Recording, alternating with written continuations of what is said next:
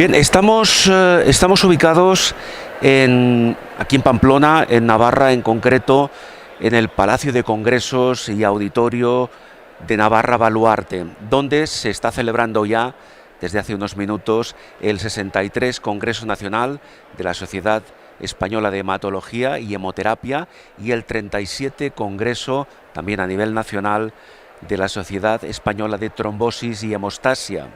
Como he dicho, se está celebrando aquí en Pamplona del 14 al 16 de octubre. Este congreso, además de ser presencial, está también apoyado por una plataforma online para aquellos congresistas que no han podido acudir físicamente a esta ciudad. Diremos también que a esta importante cita científica se han inscrito más de 1.900 profesionales de la hematología, tanto a nivel nacional como internacional. Además, se han recibido un total de 752 comunicaciones, 65 de ellas sobre COVID-19. En este Congreso Nacional del que ahora vamos a hablar con nuestro invitado, se presentan y se explican los últimos avances hematológicos en la lucha contra la COVID-19, así como el impacto que está teniendo la pandemia en el paciente hematológico, entre otros aspectos. Está con nosotros el doctor Felipe Prosper. Doctor, encantado de saludarle. Muy bien, buenos días. Gracias por acompañarnos.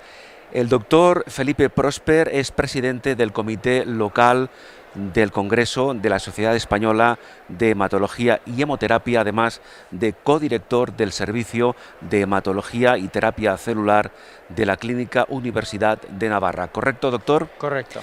Bueno, a mí me gustaría, además de esta breve introducción que hemos hecho, que nos explicara un poco cuál es la filosofía, el contexto en el que se celebra este congreso. A ver, este congreso es el primer congreso presencial que celebra la sociedad después de 2 años de pandemia. El contexto es el de, bueno, estamos realmente contentos y agradecidos porque finalmente hemos podido volver a celebrar un congreso en formato presencial, algo que echábamos de menos.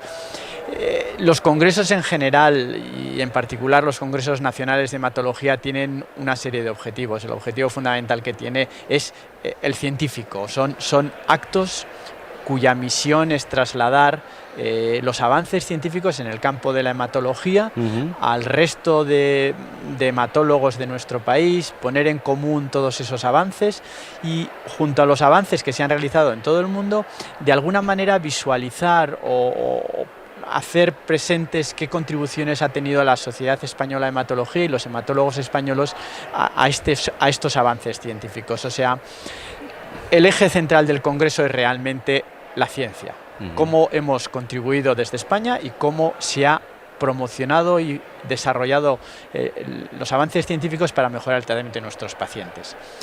Junto a ello, un aspecto fundamental también es el de la interacción social y de la relación social con todos nuestros colegas. Es el evento anual en el cual, pues de alguna manera, nos juntamos con nuestros compañeros, con nuestros amigos, ponemos en común lo que estamos haciendo en el día a día, estrechamos lazos, favorecemos el desarrollo de nuevas colaboraciones y, en el fondo, contribuimos también a ese objetivo fundamental que es la ciencia, pero también al objetivo social de estar y de trabajar más unidos.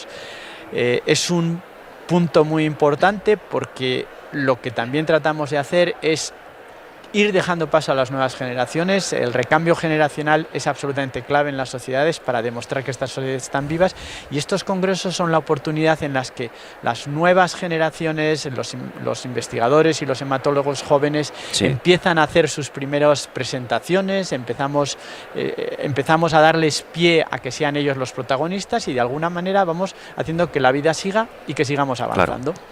Es un poco, esas son las misiones que tiene el Congreso. Hay un aspecto adicional, que es el hecho de que en el Congreso también tratamos de dar crédito a aquellas personas que, bien a lo largo de su trayectoria profesional o bien de forma puntual, más reciente, han contribuido de forma significativa, y para ello hay toda una serie de premios, de lecciones conmemorativas cuya misión es honrar a estas personas. A mí, doctor Prosper, me gustaría que nos explicara un poco, a ver, por una parte, antes he dicho que más de 1.900, prácticamente 2.000, para redondear un poco la cifra, de profesionales han acudido, se han dado cita científica en este congreso. ¿La cifra es importante? ¿Cómo la valoran ustedes? A ver, a lo largo de los últimos 10 años, 15 años, la cifra de asistentes al Congreso Nacional de Hematología ha ido progresivamente incrementándose. Hace aproximadamente 12, 14 años organizamos el Congreso también en Pamplona y en aquel momento hubieron 1.200 inscritos presenciales. En el Congreso de este año en Pamplona hay 1.300 inscritos presenciales, Sí. más otros 1.000 virtuales, lo cual hace un número muy importante. Tan importante como el último congreso que se hizo presencial, donde también hubieron 2.000 inscritos. Yo creo que demuestra dos cosas: la salud de nuestra sociedad desde el punto de vista científico y de interés, y creo que también muestra las ganas que todos tenemos de volver a una normalidad en nuestra vida y a una normalidad en la relación con la gente. Anoche tuvimos la cena de ponentes, donde nos juntamos en una cena, digamos, con un número importante de personas por primera vez desde hacía 2 años. Sí. Y hay que reconocer que era emocionante ver a la gente. Sin duda. Bien, efectivamente, se trata de volver poco a poco a esa normalidad para ustedes aquí en Pamplona. Como el doctor acaba de comentarnos, ha sido un hito el hecho de que el Congreso vuelva a ser presencial, pero eso no excluye que la evolución a nivel epidemiológico de la pandemia de la COVID-19 pues haya tenido cierta presencia en el desarrollo del Congreso. ¿Ha sido complicado montar un Congreso presencial para casi 2.000 personas respetando los protocolos COVID? Lo que ha sido siempre un poco una incertidumbre, porque como todos ustedes saben, la evolución de la COVID ha ido variando y hace 3 meses no podíamos anticipar que hoy las restricciones hubieran desaparecido y hace 6 meses ni siquiera sabíamos qué iba a pasar. Entonces, lo más importante ha sido la incertidumbre que hemos tenido desde que decidimos seguir adelante con el Congreso sin saber qué iba a pasar. Desde el punto de vista de dificultades logísticas, gracias a Dios, la sociedad ha trabajado de forma muy intensa para conseguir implementar todos los protocolos de seguridad, seguir las recomendaciones de las autoridades sanitarias y hacer que el Congreso fuera seguro, lo cual creemos que se ha conseguido. Ha sido difícil, pero bueno, se ha conseguido, esta es la verdad. Y sobre todo lo que ha sido es emocionante ver que finalmente la gente está aquí. Estamos hablando de un congreso en el cual evidentemente la hematología en su más amplio espectro tiene un protagonismo fundamental, pero yo quisiera preguntarle ¿cuál es el nivel o cómo valoran ustedes desde dentro de la especialidad el nivel de la hematología en España, en nuestro país, quizá incluso haciendo inevitables comparaciones con otros países, por ejemplo a nivel europeo? La hematología española creo que es una de las especialidades de mayor prestigio a nivel internacional en el ámbito español. Es decir, la investigación y la clínica hematológica española tiene prestigio a nivel internacional y es comparable, si no superior, a muchas a esta especialidad en otros países de Europa, e incluso en muchos aspectos hay grupos nacionales que son punteros a nivel internacional. Concretamente, por poner un ejemplo muy simple, en el ámbito de una enfermedad como es el mieloma, en España están los grupos de investigación más importantes, algunos de los grupos de investigación más importantes del mundo, por encima de muchos otros países europeos y no europeos. O sea, creo que podemos estar orgullosos del nivel de la hematología nacional por su impacto a nivel internacional. Usted acaba de comentar el concepto investigación. La investigación en cualquier especialidad médica es fundamental. En hematología, evidentemente, lo es. ¿Es un hándicap el hecho de que en este momento actual de crisis sanitaria, que está repercutiendo también en una crisis económica, hasta qué punto es fundamental, es esencial obtener recursos para continuar investigando? Yo creo que las crisis son también oportunidades. La COVID nos ha enseñado que una crisis sanitaria la hemos podido paliar o solventar gracias a la investigación. La investigación es la que ha permitido el desarrollo de las vacunas, el desarrollo de los tratamientos, la identificación de los mecanismos por los cuales esta enfermedad es tan significativa y cómo solventar todo eso. Entonces creo que es en momentos de crisis donde tenemos que ser conscientes de que seguir invirtiendo en investigación es absolutamente esencial. O sea, las sociedades van a depender de lo que seamos capaces de investigar y desarrollar hacia el futuro. Es verdad que los recursos pueden ser limitados, pero es verdad que en otros países que están en las mismas situaciones de crisis los recursos para investigación son mayores. Luego no es un problema de la crisis, es un problema del concepto que se tiene de la importancia de la investigación.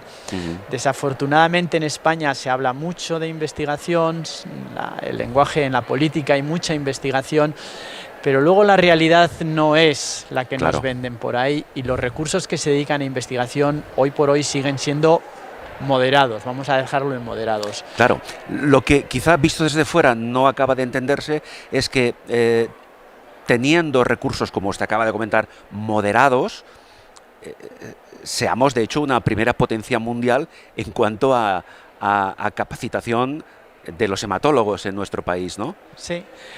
A ver, en cierta medida muchos de los grupos españoles consiguen la financiación de fondos que no son españoles. El acceso a fondos europeos y a fondos internacionales, cuando los grupos son realmente competitivos, es más factible. Y yo no me atrevo a hacer porcentajes, pero los grandes grupos españoles en investigación, una parte muy importante de su financiación viene del extranjero, viene de fondos europeos, de fondos internacionales. En ese sentido es la manera en la que podemos competir. Luego hay otra cosa que también es particular y que yo creo que a veces no somos conscientes. Creo que tenemos que estar orgullosos de nuestro país como país y de nuestros ciudadanos, y en el ámbito de la investigación de los investigadores. Con pocos recursos sacamos mucho partido y mucho rendimiento.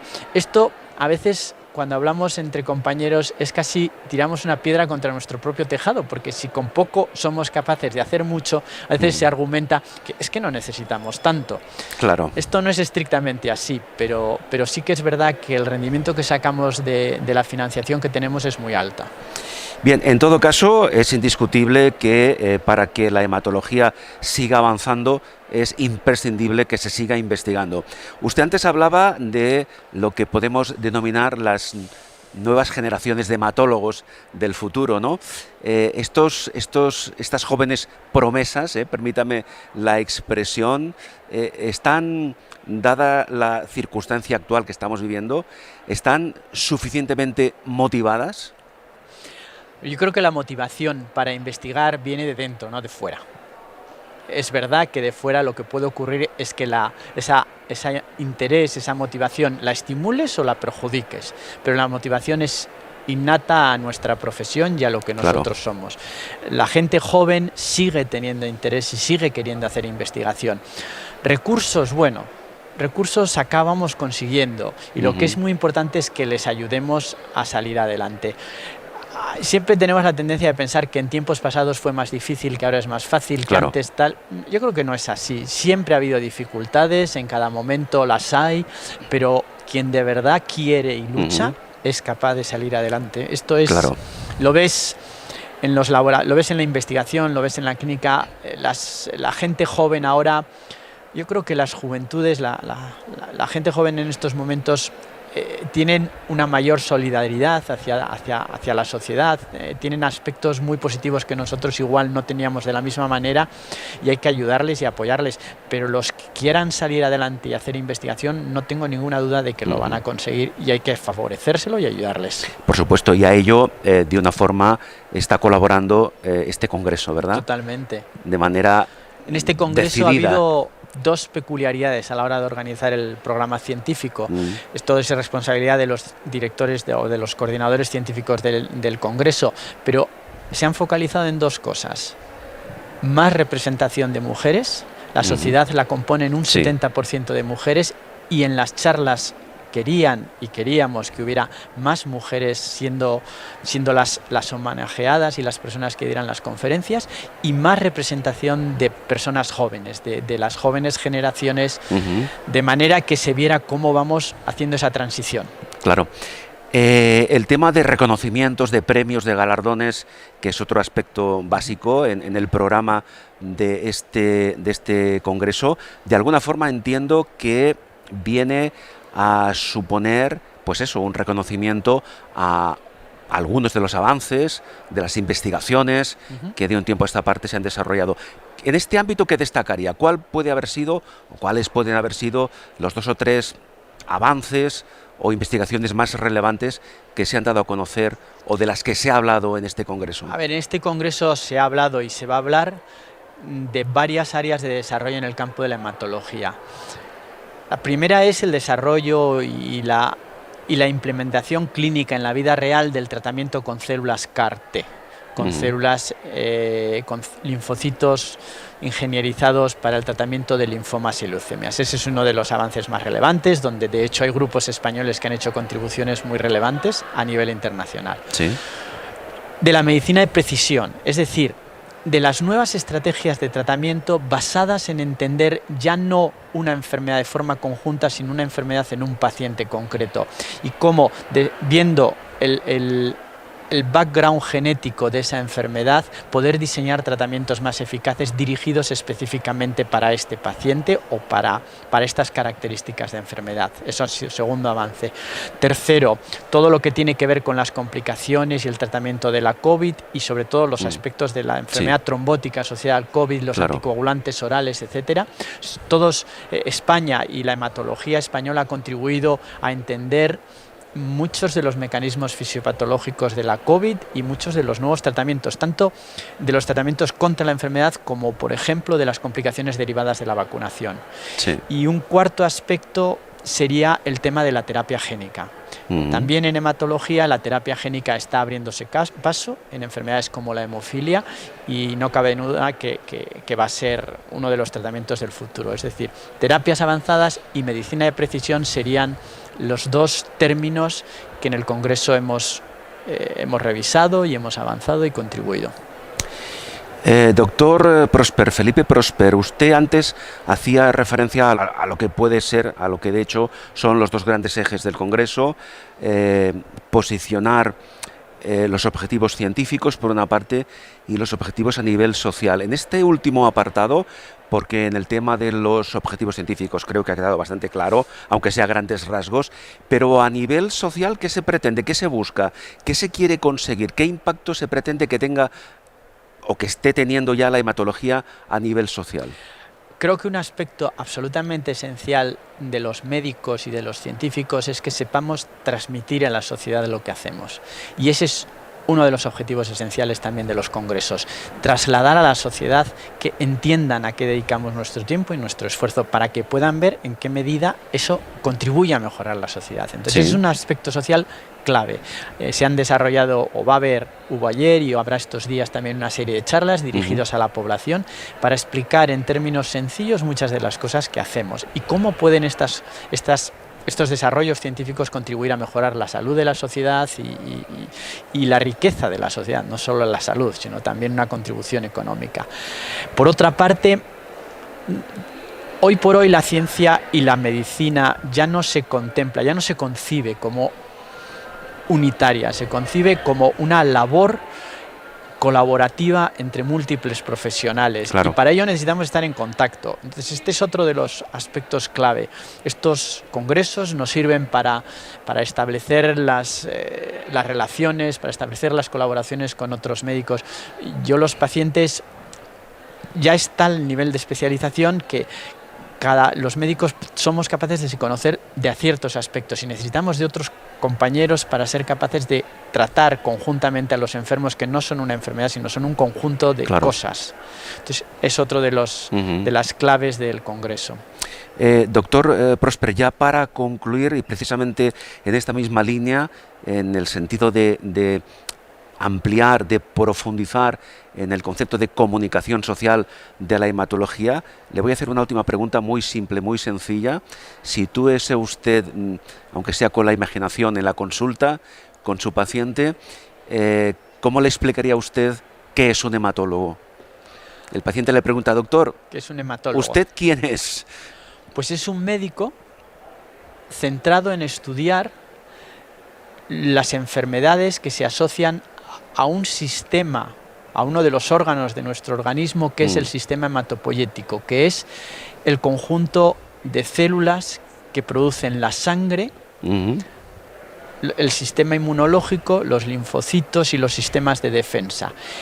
Entonces, el hematólogo es el médico que se dedica a estudiar las enfermedades derivadas de la sangre y de los ganglios, Sí. y que también se dedica a estudiar las enfermedades derivadas de los procesos que llevan a obstruir las arterias y las venas, los procesos trombóticos y los procesos hemorrágicos. Eso es un hematólogo, un especialista en esas problemáticas. Sí, por cierto, y permítame, a nivel global, a nivel general, ¿cuál es la incidencia, hablamos de España, en nuestro país, de las enfermedades hematológicas? En el caso de los tumores, de las enfermedades neoplásicas, de las neoplasias hematológicas, la incidencia pues, podría en su conjunto venir a ser entre 10 y 15, igual un poco más, 15-20 por 100.000 habitantes y años. No es muy alta. Sin embargo, si pensamos en su prevalencia, esta es mucho mayor. Y si ahora añadimos las enfermedades benignas hematológicas, desde las anemias por falta de hierro, otros tipos de anemias, y las trombosis y hemorragias por otras circunstancias, entonces la incidencia es enorme. Estamos hablando de porcentajes en el orden de 1%, 2%. O sea, ¿Son enfermedades asociadas a la edad? Algunas sí, algunas no. Claro.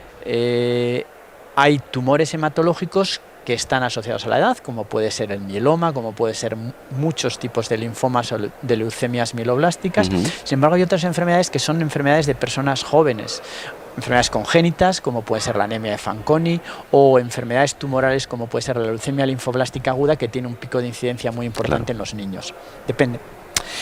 Pues doctor Felipe Prosper, yo le dejo que usted continúe con su tarea, porque tiene todavía una jornada por delante bastante densa, bastante complicada. Quiero agradecerle su presencia hoy en estas cámaras, en estos micrófonos, y vamos a ir desarrollando toda la jornada de la mejor manera posible, con la intención precisamente, como hemos hecho ahora con el doctor Prosper, Felipe Prosper, de transmitir los contenidos y de darles esa proyección social, que es un poco el otro eje que decíamos antes, que es fundamental para ustedes.